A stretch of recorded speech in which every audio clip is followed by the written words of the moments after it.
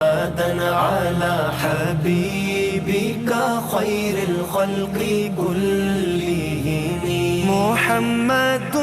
سيد الكونين والثقلين.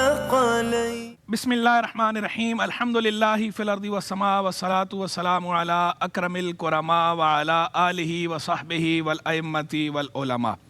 معزز ناظرین و سامعین، آج میلاد النبی اسپیشل درس قرآن لے کر ہم آپ کی خدمت میں حاضر ہوئے ہیں. آج ہم نے جس آیہ کریمہ کا انتخاب کیا ہے وہ ہے سورۃ الاحزاب کی آیت نمبر 40. پہلے میں اس آیہ کریمہ کی تلاوت کا شرف حاصل کرتا ہوں، پھر اس کے ترجمہ اور تفسیر کی طرف آتا ہوں، معنی کی تحلیل اور تجزیے کی طرف آتا ہوں. تو اللہ تبارک و تعالیٰ سورۃ الاحزاب میں ارشاد فرماتا ہے، بسم اللہ الرحمن الرحیم، ما کان محمد ابا احد من رجالکم ولکن رسول اللہ وخاتم النبیین وکان اللہ بکل شیء علیما. محمد تمہارے مردوں میں سے کسی کے باپ نہیں، اور لیکن وہ اللہ کے رسول اور نبیوں کے خاتم ہیں، اور اللہ ہر چیز کو جاننے والا ہے. اب یہ جو آیہ کریمہ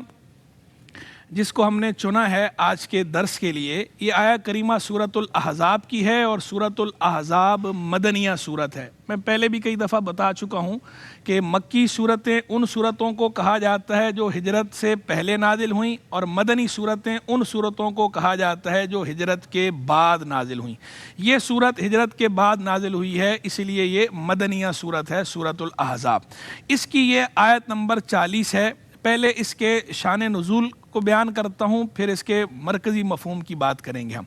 ویسے جو ہے اس کا جو مرکزی مفہوم ہے وہ تو ہے ختم نبوت. عقیدہ ختم نبوت اس آیت کا مرکزی مفہوم ہے. سینٹرل آئیڈیا اس کے اندر جو ہے وہ ہے عقیدہ ختم نبوت. عقیدہ ختم نبوت کو واضح کیا جا رہا ہے. شان نزول کیا ہے؟ شان نزول یہ ہے کہ حضور جان عالم صلی اللہ تعالی علیہ وآلہ وسلم کا نکاح ہوا سیدہ زینب رضی اللہ تعالیٰ عنہ کے ساتھ، ام المومنین. تو انہوں نے سیدہ زینب کا نکاح پہلے ہوا تھا حضرت زید رضی اللہ تعالیٰ عنہ کے ساتھ، جو حضور نبی کریم علیہ الصلوۃ والسلام کے متبنہ تھے، یعنی لے پالک تھے، منہ بولے بیٹے تھے، حقیقی بیٹے نہیں تھے. پھر ان کے آپس میں طلاق ہو گئی، تو اللہ کے حکم سے اللہ کے نبی نے نکاح کیا ام المومنین سیدہ زینب رضی اللہ تعالیٰ عنہ کے ساتھ. اللہ کے حکم سے آپ نے یہ نکاح فرمایا تھا. اس پر بعض لوگوں نے یہ اعتراض کیا،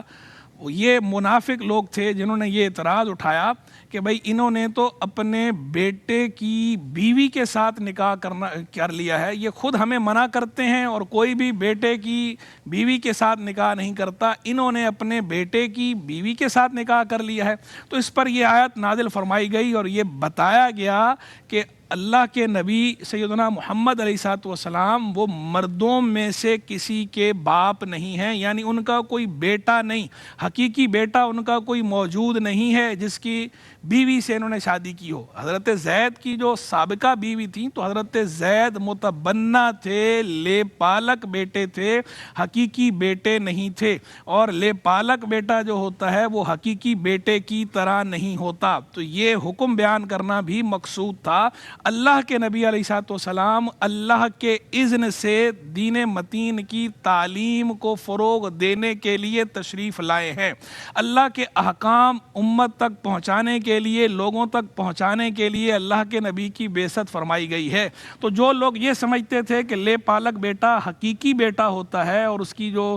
بیوی ہے وہ حقیقی بیٹے کی بیوی کی طرح ہوتی ہے، تو ان کے اس خیال کا رد کرنا مقصود تھا. لوگوں کو پتہ چل جائے کہ جو لے پالک بیٹا ہوتا ہے وہ لے پالک ہوتا ہے، وہ اڈاپٹڈ ہوتا ہے، وہ حقیقی بیٹا نہیں ہوتا. تو اس کی بیوی کے ساتھ وہ رشتہ نہیں ہوتا جو حقیقی بیٹے کی بیوی کے ساتھ رشتہ ہوتا ہے. تو یہ حکم اللہ کی طرف سے آپ نے لوگوں تک پہنچایا ہے. تو اس پر جو اعتراض کرنا ہے مخالفوں کا، بعض لوگوں کا، منافقوں کا، وہ اعتراض بیجا ہے. اس اعتراض کا جواب اللہ کے اللہ تبارک و تعالیٰ نے اپنے محبوب کی زبانی یہ کہہ کر دلوایا، قرآن مجید فرقان حمید نازل فرمایا اور یہ کہلوایا کہ بتاؤ ان کو ما کان محمد نبا احد من رجالکم، کہ محمد تمہارے مردوں میں سے کسی کے باپ نہیں ہیں، ان کا کوئی حقیقی بیٹا یہاں موجود نہیں کہ جس کی بیوی سے انہوں نے نکاح کیا ہو کہ تم یہ اعتراض اٹھاؤ۔ تو تمہارا یہ اعتراض اٹھانا، تمہارا یہ اعتراض کرنا یہ بالکل غلط ہے۔ اب دیکھیے اللہ کے نبی علیہ السلام کی شان دیکھیے کہ لوگوں نے جب اعتراض کیا تو اس کا جواب خالق کائنات نے دیا اور اپنی عظیم کتاب قرآن میں دیا جو قیامت تک کے لیے پڑھا جاتا رہے گا۔ تو یہ بھی اللہ کے محبوب کی ایک شان ہے، امتیازی شان ہے کہ جب کوئی آپ پر انگشت نمائی کرنے کی کوشش کرتا ہے تو اس کا جواب خالق کائنات خود ارشاد فرماتا ہے۔ تو اللہ نے وہ جواب ارشاد فرمایا، قرآن میں ارشاد فرمایا اور بتا دیا ما کان محمد نبا احد من رجالکم، محمد تمہارے مردوں میں سے کسی کے باپ نہیں ہیں، ولیکن رسول اللہ و خاتم النبیین، لیکن یہ اللہ کے رسول ہیں اور خاتم النبیین ہیں۔ یعنی جیسے باپ اپنی اولاد پر شفیق ہوتا ہے، باپ اپنی اولاد پر مہربان ہوتا ہے، اپنی اولاد کے ساتھ نرمی سے پیش آتا ہے، شفقت کرتا ہے، رحمت سے پیش آتا ہے، تو باپ جس طرح پیش آتا ہے تو یہ اللہ کے رسول ہیں اور جو ساری امت ہے وہ بھی ان کے لیے اولاد ہی کی طرح ہے، بلکہ باپ اولاد پر کیا شفیق ہوگا جیسے اللہ کے رسول اپنی امت پر شفیق ہیں، کہ یہ تو اپنی امت پر شفیق ایسے ہیں کہ باپ کی جو شفقت ہے وہ صرف اس دنیا تک ہے، جیسے ہی یہ دنیا ختم ہونی ہے قیامت کے روز کے لیے کیا فرمایا ہے کہ اس دن تو بندہ بھاگے گا اپنے بھائی سے، اپنی ماں سے، اپنے بیٹے سے، اپنے باپ سے اور اپنے بھائیوں سے۔ قیامت کے بارے میں یہ نقشہ کھینچا گیا ہے، بیان فرمایا گیا ہے کہ قیامت کے روز کوئی کسی کے کام نہیں آئے گا، لیکن اللہ کے نبی وہ ہیں کہ جو قیامت کے روز بھی کام آئیں گے، اللہ کے نبی وہ ہیں جو قیامت کے روز بھی شفاعت فرمائیں گے۔ باپ کی شفقت اس دنیا تک محدود تھی، لیکن سیدنا رسول اللہ کی شفقت جو ہے وہ اس دنیا میں بھی ہے اور وہ اس دنیا میں بھی جاری و ساری ہوگی باذن اللہ، اللہ کے اذن سے۔ اللہ کے محبوب شفاعت فرمائیں گے کہ وہاں جب سب نفسی نفسی کر رہے ہوں گے اور جب لوگ شفاعت کے لیے انبیاء کے پاس جائیں گے تو وہ آگے سے فرمائیں گے نفسی نفسی اذهبوا الی غیری، میرے سوا کسی اور کے پاس جاؤ۔ تو وہ محشر کا روز، وہ قیامت کا روز، اس دن وہ تپتا ہوا دن، وہ جہاں پر جو ہے ایسے مناظر بیان کیے گئے کتاب و سنت کے اندر کہ آدمی ان مناظر کا صرف سوچ کر اور سن کر دہل جائے، وہ ہولناک دن۔ اس ہولناک دن بھی جب ساری مخلوق اللہ کے نبی کے حضور حاضر ہوگی تو اللہ کے نبی اس وقت بھی شفاعت کی جب لوگ بات کریں گے تو سیدنا رسول اللہ علیہ السلام فرمائیں گے انا لہا، میں شفاعت کے لیے ہوں، میں شفاعت کے لیے ہوں، اور پھر آپ شفاعت فرمائیں گے۔ تو آپ کی جو شفقت ہے، آپ کی جو رحمت ہے، جو آپ کا لطف ہے، وہ اس دنیا میں بھی ہے، وہ اس دنیا میں بھی ہے، وہ یہاں بھی جاری و ساری ہے اللہ کے حکم سے، اور وہ میدان محشر میں بھی اللہ کے حکم سے جاری و ساری ہوگا۔ تو ان کی شفقت، ان کی رحمت تو باپ کی شفقت اور رحمت سے کئی درجے بڑھ کر ہے، بلکہ اتنی بڑھ کر ہے کہ ہم اور آپ اس کا اندازہ ہی نہیں لگا سکتے۔ تو یہ جو فرمایا کہ لیکن وہ اللہ کے رسول ہیں اور خاتم النبیین ہیں اور اللہ ہر چیز کو جاننے والا ہے، تو بتا دیا کہ سیدنا رسول اللہ علیہ السلام کو اللہ نے جو یہاں بھیجا ہے اس دنیا میں وہ اپنا رسول بنا کر بھیجا ہے۔ تو تم ان کو اپنے ذاتی نسبت سے نہ دیکھو، تم ان کو اللہ کی نسبت سے دیکھو کہ یہ اللہ کے رسول ہیں، تو یہ اللہ کی طرف سے بھیجے گئے ہیں، تو ان کی تعظیم، تکریم، توقیر بھی اللہ کی طرف سے فرض ہے اور ان کی اطاعت بھی اللہ کی طرف سے فرض ہے۔ تو جیسے اللہ کی اطاعت فرض ہے، اللہ کے رسول کی اطاعت فرض ہے، جیسے اللہ کی تعظیم و تکریم فرض ہے، تو اللہ نے اپنے نبی کی تعظیم اور تکریم بھی سارے لوگوں پہ فرض قرار دی ہے، سب پہ فرض ہے۔ اللہ کے رسول پر ایمان لائیں اور اللہ کے رسول کی تعظیم اور تکریم کریں اور ان کے حضور سر نگوں ہوں، ان کے حکم پر سر تسلیم خم کریں، لیکن یہ اللہ کے رسول ہیں اور خاتم النبیین ہیں، یعنی سارے نبیوں کے خاتم ہیں۔ یہاں دیکھیں اللہ تبارک و تعالیٰ نے اپنے نبی علیہ الصلوۃ والسلام کا امتیازی وصف بیان فرمایا کہ یہ خاتم النبیین ہیں۔ سارے نبیوں کا جو سلسلہ نبوت ہے یہ اس سلسلہ نبوت کی آخری کڑی ہیں، ان پر سلسلہ نبوت کی تکمیل فرما دی گئی ہے، اب ان کے بعد اور کوئی نیا نبی نہیں آئے گا۔ تو یہ خاتم النبیین ہونا یہ اللہ کے نبی علیہ الصلوۃ والسلام کی شان ہے، اور یہ عقیدہ اتنا اہم ہے کہ اس کا ذکر قرآن مجید، فرقان حمید، برہان رشید میں صراحتاً فرمایا گیا ہے، حضور خاتم النبیین ہے۔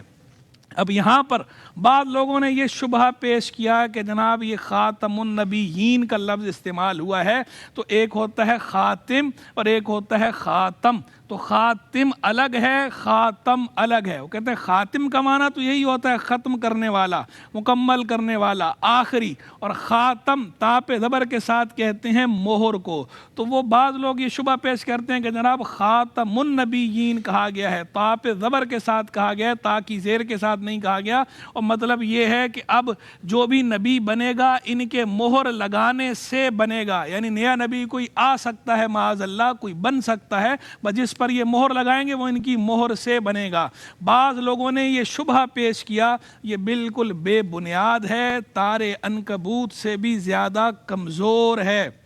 اس میں کوئی پائیداری نہیں ہے۔ کیوں کہ یہ بالکل کسی نے ایسے ہی شوشہ چھوڑ دیا کہ خاتم اور خاتم میں فرق ہے، خاتم اور خاتم میں کوئی فرق نہیں ہے۔ جتنی کلاسیکل عربک ڈکشنریز ہیں سب میں اس بات کی صراحت موجود ہے، چاہے آپ لسان العرب کو اٹھائیے، چاہے تاج العروس کو اٹھائیے، چاہے تہذیب اللغہ کو اٹھائیے، چاہے امام راغب کی المفردات کو اٹھائیے، سب میں اس بات کی صراحت کی ہوئی ہے الخاتم والخاتم بمعنی واحد، کہ خاتم اور خاتم کا ایک ہی معنی ہے۔ خاتم بھی آخری کو کہتے ہیں اور خاتم بھی آخری کو کہتے ہیں، تو چاہے وہ خاتم النبیین پڑھا جائے یا وہ خاتم النبیین پڑھا جائے، دونوں ہی صورتوں میں معنی ایک ہی ہے کہ یہ آخری نبی ہیں، یعنی اس کا معنی اور مفہوم آخری نبی ہے، یہ مہر کے معنی میں نہیں ہے۔ ایسا نہیں ہے کہ خاتم ہے خاتم نہیں ہے، خاتم بھی یہی ہے خاتم بھی یہی ہے، یہ خاتم النبیین یا خاتم النبیین دونوں لفظوں کا ایک ہی مطلب ہے۔ جب دو لفظ بولے جاتے ہیں ہمارے ہاں، ایک تو قرآن کی آیت ہے، اس کے اندر جو ہے وہ مشہور قرات یہی ہے خاتم النبیین تا کے فتح کے ساتھ، تو اسی لیے اس قرات کو پیش نظر رکھ کر اور اصل لغت کو پیش نظر رکھ کر کوئی یہ لفظ ویسے قرآن سے ہٹ کر بولتا ہے تو خاتم النبیین کہنا بھی درست ہے اور خاتم النبیین کہنا بھی درست ہے، معنی دونوں صورتوں میں ایک ہی ہے۔ خاتم النبیین کا معنی بھی آخری نبی ہے اور خاتم النبیین کا معنی بھی آخری نبی ہے، دونوں کا معنی ایک ہی ہے، سیم ہے۔ اور بالفرض ہم تھوڑی دیر کے لیے تنزل کرتے ہیں، تنزل کرتے ہوئے اگر اس بات کو لے لیں کہ جناب خاتم جو ہے وہ مہر کے لیے استعمال ہوتا ہے، اور یہ بات ٹھیک ہے کہ مہر کو بھی خاتم کہا جاتا ہے، باقی یہ الگ بات ہے کہ خاتم صرف مہر کو نہیں کہتے، آخری کو بھی کہتے ہیں، لیکن مہر کے لیے بھی خاتم کا لفظ استعمال ہوتا ہے، اسی لیے انگوٹھی کے لیے بھی خاتم کا لفظ استعمال ہوتا ہے کہ پرانے وقتوں میں انگوٹھی کے ذریعے مہر لگائی جاتی تھی۔ تو تھوڑی دیر کے لیے ہم فرض کر لیتے ہیں کہ جناب خاتم مہر کے معنی میں ہے، جیسے کہ ان لوگوں نے شبہ پیش کیا ہے، تو بھی اس سے اللہ کے نبی علیہ الصلوۃ والسلام کا آخری نبی ہونا ہی ثابت ہوتا ہے، گویا انہوں نے آ کر نبوت کے سلسلے پہ مہر لگا دی ہے، سیل پیک کر دیا ہے کہ اب جو اس کے اندر کی چیز ہے وہ اندر سے باہر نہیں جا سکتی، جو باہر کی چیز ہے وہ باہر سے اندر نہیں آ سکتی، یعنی سلسلہ نبوت مکمل ہو گیا ہے، تام ہو گیا ہے، اب کوئی نیا نبی نہیں آئے گا۔ جو پہلے سے نبی موجود ہیں وہ سارے ان کی نبوت سیل پیک، ان کی نبوت جو اندر ہے، کوئی کسی نبی کو اب دائرہ نبوت سے باہر نہیں کر سکتا، کہ نبی کو دائرہ نبوت سے باہر جاننا، یہ کہنا کہ فلاں نبی کی نبوت زائل ہو گئی معاذ اللہ، یہ بھی کفر ہے، اور غیر نبی کو نبی ماننا یہ بھی کفر ہے۔ تو غیر نبی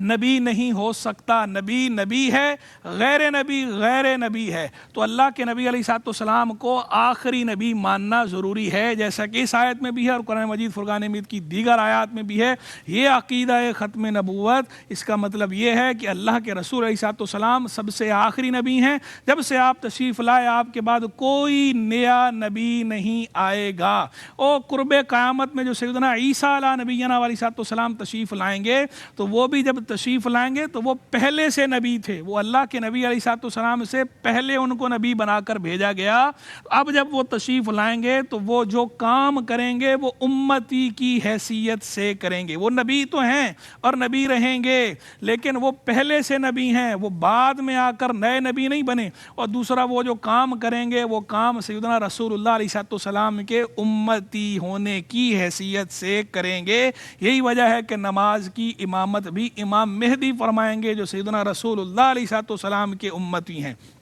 تو سیدنا عیسیٰ جب تشریف لا کر جو کام کریں گے یہاں پر اس دنیا کے اندر اس وقت، تو وہ امتی کی حیثیت سے آگے کام کر رہے ہوں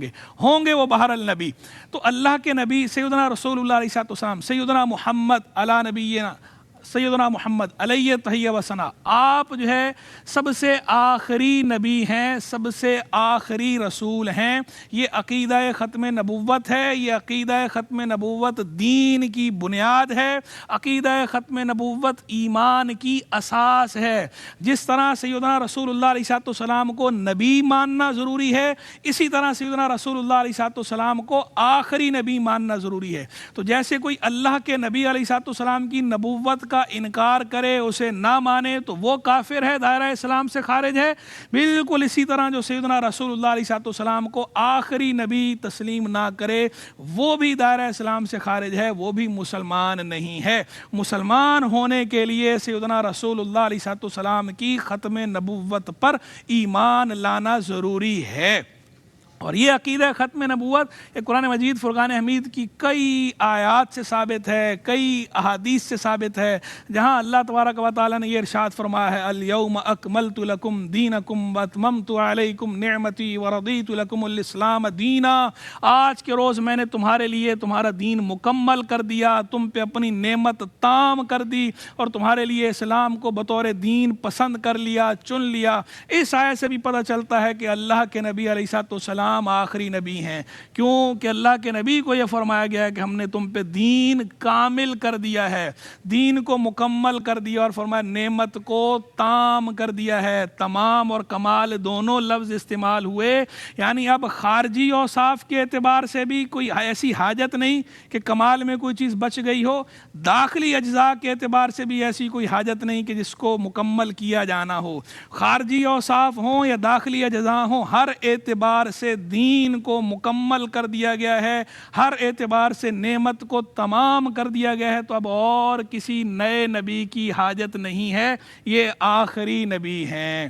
اور یہی قرآن ہے جہاں اللہ تبارک و تعالیٰ نے اپنے محبوب کو یہ فرمایا: قُلْ يَا أَيُّهَا النَّاسُ إِنِّي رَسُولُ اللَّهِ إِلَيْكُمْ جَمِيعًا، پیارے فرما دو اے لوگو میں تم سب کی طرف اللہ کا رسول ہوں، تم سب کی طرف اللہ کا رسول ہوں۔ اور خود اللہ تبارک و تعالیٰ نے بھی اسی قرآن میں یہ فرمایا: وَمَا أَرْسَلْنَاكَ إِلَّا كَافَّةً لِلنَّاسِ بَشِيرًا وَنَذِيرًا، پیارے ہم نے آپ کو نہیں بھیجا، محبوب ہم نے تمہیں نہیں بھیجا مگر سارے لوگوں کی طرف بشارت دینے والا، خوشخبری دینے والا، ڈر سنانے والا۔ تو اللہ کے نبی کو اللہ نے فرمایا محبوب اعلان کرو اے لوگو میں تم سب کی طرف اللہ کا رسول ہوں، اور خود بھی اللہ نے فرمایا کہ سارے لوگوں کی طرف تمہیں رسول بنا کر بھیجا ہے، بشیر اور نذیر بنا کر بھیجا ہے۔ تو پتہ چلا سارے لوگ جب سے اللہ کے نبی تشریف لائے اس وقت سے لے کر قیامت تک جتنے لوگ آئیں گے، جتنے تھے، جتنے ہیں، جتنے آئیں گے، اللہ کے نبی سب کے نبی ہیں، اور سب کے لیے سیدنا محمد مصطفیٰ علیہ تحیہ و ثنا پر ایمان لانا ضروری ہے۔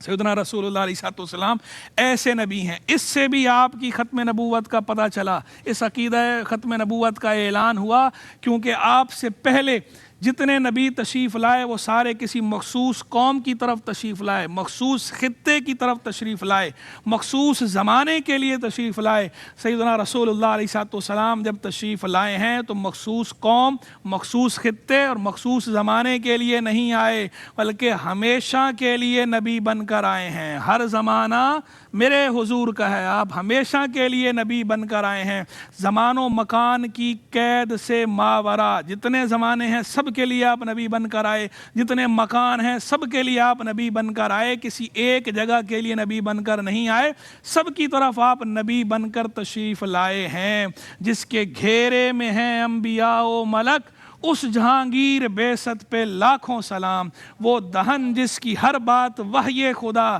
چشمہ علم و حکمت پہ لاکھوں سلام، وہ زباں جس کو سب کن کی کنجی کہیں، اس کی نافذ حکومت پہ لاکھوں سلام، جس کے زیر لوا آدم و من سوا، اس صدائے سعادت پہ لاکھوں سلام۔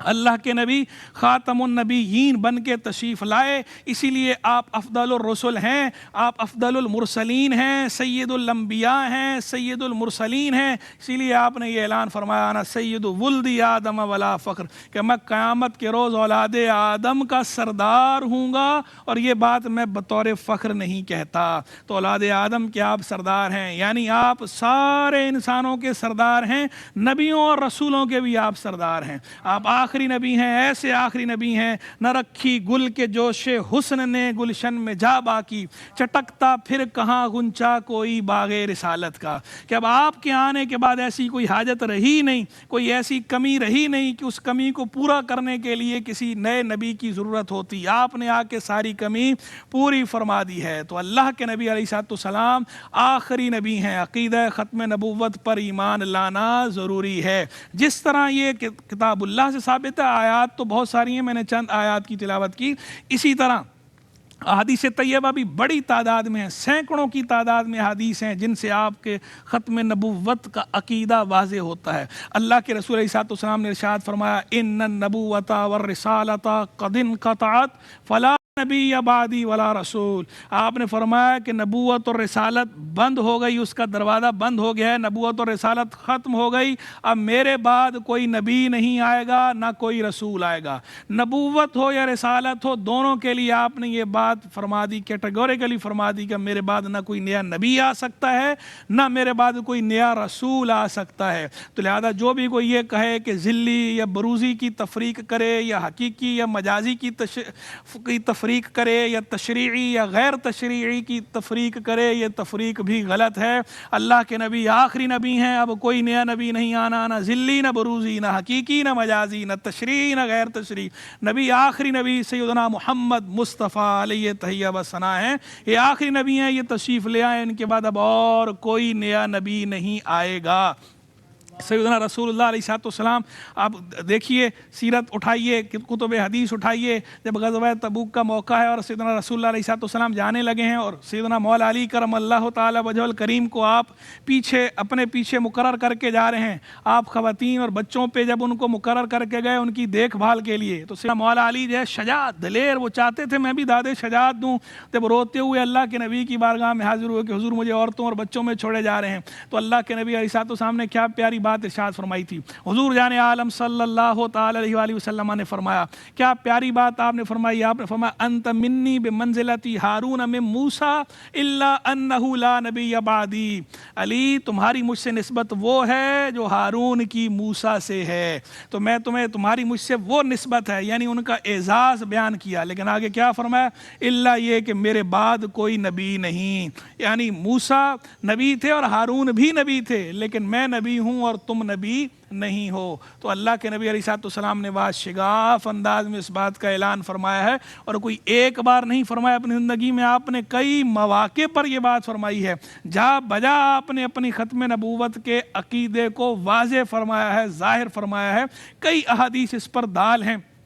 کئی احادیث ناطق ہیں اس بات پر کہ سیدنا محمد علیہ تحیہ و ثنا آخری نبی ہیں، بلکہ آپ وہ حدیث دیکھیے جو بڑی مشہور، اس میں سیدنا رسول اللہ علیہ السلام بیان فرما رہے اپنی فضیلت کو انبیاء پر، تو آپ نے کیا فرمایا، فضلت علی الانبیاء بست، کہ مجھے نبیوں پر فضیلت دی گئی ہے 6 باتوں کی بنیاد پر، اعطیت جوامع الکلم، مجھے جوامع الکلم عطا فرمائے گئے، ونصرت بالرعب، رعب کے ذریعے میری مدد فرمائی گئی، واحلت لی الغنائم، میرے لیے غنیمتیں حلال کی گئیں، وجعلت لی الارض مسجدا وطہورا، میرے لیے زمین کو پاک کر دیا گیا اور مسجد بنا دیا گیا، جائے نماز بنا دیا گیا زمین کو، اور اس کے بعد آگے کیا فرمایا، وارسلت الی الخلق کافہ، میں ساری مخلوق کی طرف رسول بنا کر بھیجا گیا ہوں، اور آگے فرمایا وختم بی النبیون، اور مجھ پہ نبیوں کا سلسلہ ختم کیا گیا ہے۔ اب سیدنا رسول اللہ علیہ السلام نے خود اپنی زبان سے اپنی فضیلت ارشاد فرمائی،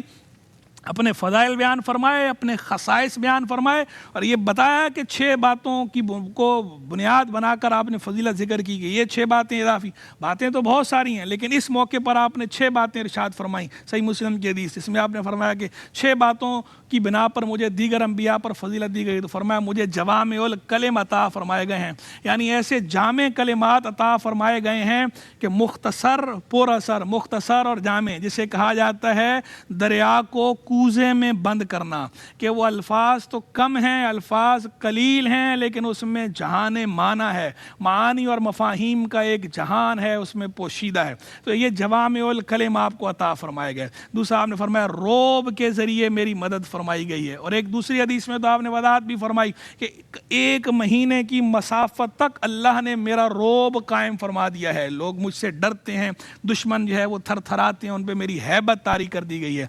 غنیمت میرے لیے حلال کر دی گئی. پچھلی امتوں میں مال غنیمت حلال نہیں تھا، سیدنا رسول اللہ علیہ السلام اور آپ کی امت کے لیے جنگ کے بعد مال غنیمت کو حلال قرار دے دیا گیا. پچھلی امتوں کے لیے معبد فکس تھا کہ اسی جگہ پر ہی نماز پڑھنی ہے.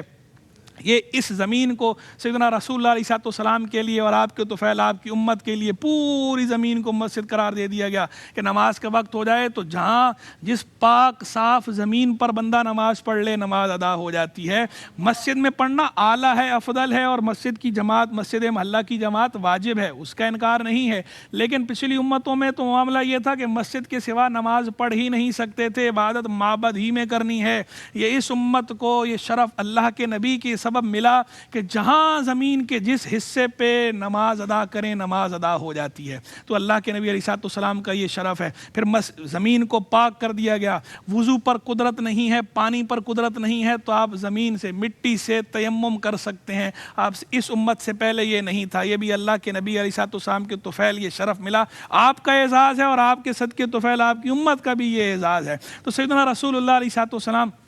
جب اس کے بعد آپ نے یہ فرمایا کہ ساری مخلوق کی طرف میں رسول بنا کر بھیجا گیا ہوں اور مجھ پہ نبیوں کا سلسلہ ختم کر دیا گیا ہے، تو خاتم الانبیاء ہونے کو اور تمام مخلوق کی طرف نبی اور رسول بن کر آنے کو اللہ کے نبی نے خود اپنی فضیلت کے طور پر بیان فرمایا. تو یہ عقیدہ ختم نبوت ہے. اور یہ عقیدہ ختم نبوت تو وہ ہے، اس کے ڈنکے بروز محشر بھی بجیں گے. قیامت کے روز محشر کے میدان میں بھی اس کا چرچا ہونا ہے. وہ حدیث شفاعت اٹھائیے بڑی مشہور، جو صحیح بخاری میں بھی موجود اور دیگر کتب حدیث میں بھی موجود ہے، جس کے اندر نقشہ کھینچا گیا ہے کہ لوگ سارے پریشان ہو کر پہلے جائیں گے حضرت آدم علیہ السلام کے پاس، پھر دیگر انبیاء کے پاس، اور وہ سارے جب انہیں کہہ رہے ہوں گے نفسی نفسی اذهبوا الی غیری، کسی اور کے پاس جاؤ، کسی اور کے پاس جاؤ، جب وہ حضرت عیسیٰ علی نبینا علیہ السلام کے پاس آئیں گے تو سیدنا عیسیٰ ان کی رہنمائی فرمائیں گے اذهبوا الی محمد، کہ تم محمد کے پاس جاؤ. اب ساری مخلوق جب سیدنا رسول اللہ کی بارگاہ میں حاضر ہوگی، فیاتون محمدا فیقولون، تو جب وہ محمد علیہ السلام کے پاس آئیں گے تو آ کر یہ کہیں گے یا محمد انت رسول اللہ و خاتم الانبیاء، اے محمد آپ اللہ کے رسول اور خاتم الانبیاء ہیں، سب سے آخری نبی ہیں. یعنی اس روز جو آج یہاں مانے یا نہ مانے، اس روز بہرحال سب کو ماننا پڑے گا. اس روز جب مخلوق آپ کے قدموں میں حاضر ہوگی، آپ کے در دولت پر، جب وہاں میدان محشر میں آئیں گے، شفاعت کی بھیک لینے آئیں گے، تو اس وقت سارے وہاں پر یہ آواز گونجے گی، سب یہ کہہ رہے ہوں گے یا محمد انت رسول اللہ و خاتم الانبیاء، اے محمد آپ اللہ کے رسول ہیں، آپ خاتم الانبیاء ہیں. تو یہ عقیدہ ختم نبوت وہ عقیدہ ہے کہ اس دنیا میں بھی اس کا چرچا ہے، میدان محشر میں بھی ختم نبوت کا چرچا ہوگا، ختم نبوت کا ڈنکا بجے گا. اور اس کی اہمیت ایسی ہے، سگنیفیکینس، امپورٹنس ایسی ہے کہ آپ دیکھیں سیدنا رسول اللہ علیہ السلام کی زندگی میں جتنی جنگیں ہوئی ہیں، ان کے اندر جو کیجولیٹیز ہوئی ہیں، جو شہادتیں ہوئی ہیں، ان کو جمع کریں تعداد ایک طرف، اور مسیلمہ کذاب کے خلاف یہ جو عقیدہ ختم نبوت کے تحفظ اور دفاع کے لیے جنگ لڑی گئی سیدنا صدیق اکبر کے دور میں، جنگ یمامہ جیسے کہا جاتا ہے، اکیلے اس کی اگر آپ شہادتیں دیکھیں وہ ایک طرف، ساری جنگوں کی شہادتیں ایک طرف ہیں، قریباً 250 سینکڑوں، اور وہاں پر کیا ہے تقریباً 1200 اور 700 وہ ہیں کہ جو قرآن مجید فرقان حمید کے حافظ اور عالم تھے. اتنی بڑی تعداد میں قربانی دی ہے صحابہ نے، تابعین نے، مسلمانوں نے، اور امت اس معاملے میں حساس ہے، شروع سے لے کر آج تک حساس ہے اور بجا طور پر حساس ہے. تو عقیدہ ختم نبوت وہ ہے کہ یہ دین کی بنیاد، ایمان کی اساس ہے. اس عقیدہ ختم نبوت پر کوئی کمپرومائز نہیں نہیں ہے۔ تو اللہ تبارک و تعالیٰ نے جو فرمایا ما کان محمد ابا احد من رجالکم ولکن رسول اللہ و خاتم النبیین، محمد تمہارے مردوں میں سے کسی کے باپ نہیں لیکن یہ اللہ کے رسول اور خاتم النبیین ہیں، آخری نبی ہیں۔ وکان اللہ بکل شیء علیما، اور اللہ ہر چیز کو جاننے والا ہے، اللہ ہر چیز کو جانتا ہے، تم مانو یا نہ مانو اللہ جانتا ہے۔ اللہ یہ بھی جانتا ہے کہ کون تم میں سے زبان سے مان رہا ہے اور کون دل سے مان رہا ہے، تو لہٰذا اس بات کو پیش نگاہ رکھو کہ اللہ ہر بات کو جانتا ہے، تو اپنے ظاہر و باطن کے اندر جو ہے وہ اللہ کے مطیع ہو جاؤ، فرما بردار ہو جاؤ، اور اللہ کے نبی کے مطیع اور فرما بردار ہو جاؤ اپنے ظاہر و باطن میں۔ نہ اعتراض اللہ پہ کرنا ہے نہ اللہ کے نبی پہ کرنا ہے، اور اللہ کے نبی کو آخری نبی، نبیوں کا سردار تسلیم کرنا ہے ظاہراً و باطناً۔ وآخر دعوانا ان الحمد للہ رب العالمین۔ اب آپ لوگوں کا کوئی سوال ہو تو پوچھ لیجئے، اینی کوسچن، حل من سوال؟ السلام علیکم ورحمۃ اللہ وبرکاتہ۔ مفتی صاحب، میرا آپ سے سوال یہ ہے کہ اگر کوئی ختم نبوت کے مسئلے کو ہلکا جانے تو اس کے لیے کیا وعید ہوگی؟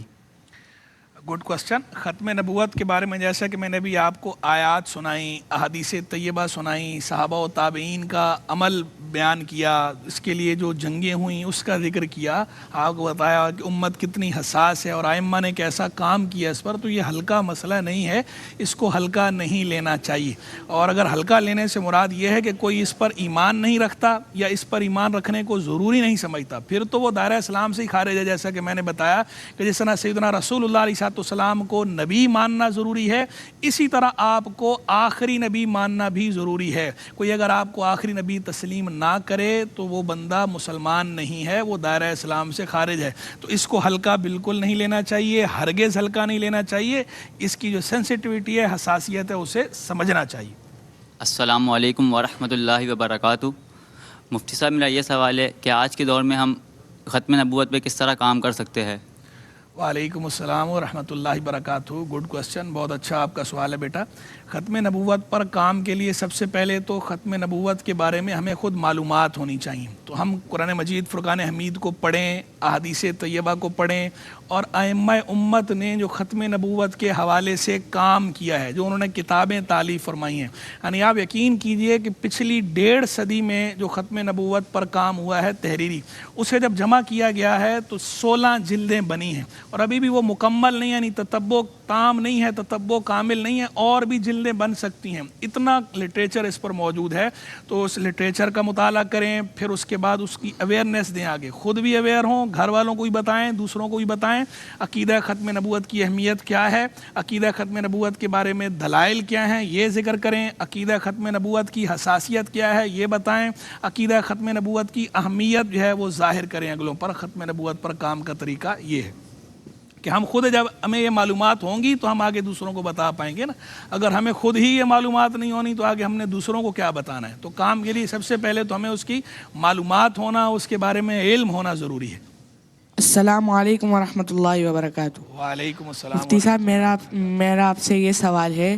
کہ آج ہم پہلی دفعہ درس قرآن میں شرکت کریے۔ پہلے ہم عید میلاد النبی میں زیادہ تر نعت خوانیوں کو ہم سمجھتے تھے کہ عید میلاد النبی اس کو کہتے ہیں، لیکن آج ہم درس قرآن میں شرکت کریے تو اس کے حوالے سے آپ کیا؟ ماشاء اللہ، گڈ کوسچن۔ واقعی یہ سمجھا جاتا ہے کہ میلاد النبی کا مطلب یہ ہے کہ نعت خوانی کی جائے اور جو ہے وہ لنگر کر دیا جائے، جلوس نکال لیا جائے، یہ بھی میلاد النبی منانے کا طریقہ ہے، اس کا انکار نہیں ہے، لیکن میلاد منانے کا سب سے اچھا طریقہ یہ ہے کہ اللہ کے نبی علیہ السلام جو نبی بن کر آئے ہیں، جو کتاب ہدایت وہ اللہ کی طرف سے لائے ہیں ہماری ہدایت کے لیے، وہ ضابطۂ حیات ہے، وہ کمپلیٹ کوڈ آف لائف ہے، یہ ہماری ہدایت کے لیے اللہ کے نبی اللہ کی طرف سے کتاب لے کر آئے ہیں، آسمانی کتاب ہے۔ تو جو آپ کا مقصد بعثت ہے وہ اس کتاب کی تعلیم، اس کی تلاوت، اس کی تبلیغ، اس کی تبیین، اس کی توضیح، لوگوں کو اس کے احکام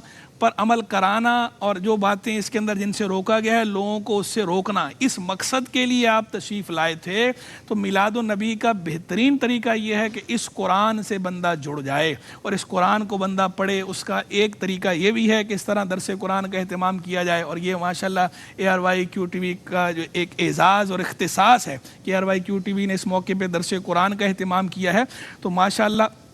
یہ جو عمل ہے ARYQ TV کا، یہ قابل تقلید ہے، قابل ستائش بھی ہے، قابل تقلید بھی ہے. اور درس قرآن کے علاوہ بھی یہ میں تو اکثر سمجھاتا ہوں میلاد کے مہینے میں کہ آپ لوگ یہ ارادہ کر لیں پختہ کہ ہم نے ایک مرتبہ پورا قرآن بسم اللہ کی با سے والناس کی سین تک سمجھ کر پڑھنا ہے. اگر آپ کو عربی آتی ہے سبحان اللہ، خود سمجھ رہے ہیں بہت اچھے، نہیں آتی تو ترجمہ اور تفسیر کے ساتھ پڑھیں، اور جہاں پر بات سمجھ میں نہ آئے تو اہل علم سے دریافت کر لیں، کیونکہ ظاہری بات ہے ہر بات آپ کو سمجھ میں نہیں آئے گی. وہ خود قرآن میں فرمایا گیا فَاسْأَلُوا أَهْلَ الذِّكْرِ إِن كُنتُمْ لَا تَعْلَمُونَ، اگر تم نہیں جانتے تو اہل ذکر سے یعنی اہل العلم سے پوچھ لو. تو جہاں سمجھ میں نہ آئے وہاں پوچھ لیں. باقی یہ پختہ ارادہ کر لیں کہ ہم نے اللہ کے نبی علیہ السلام کے میلاد کی خوشی میں کم از کم اس دفعہ ایک بار پورا قرآن بسم اللہ کی با سے والناس کی سین تک سمجھ کر پڑھنا ہے. تو کیا ہی بات ہے، زبردست بات ہے. میلاد منانے کا بہترین انداز ہے یہ کہ اللہ کے نبی جو کتاب لے کر آئے اس سے جڑ جانا.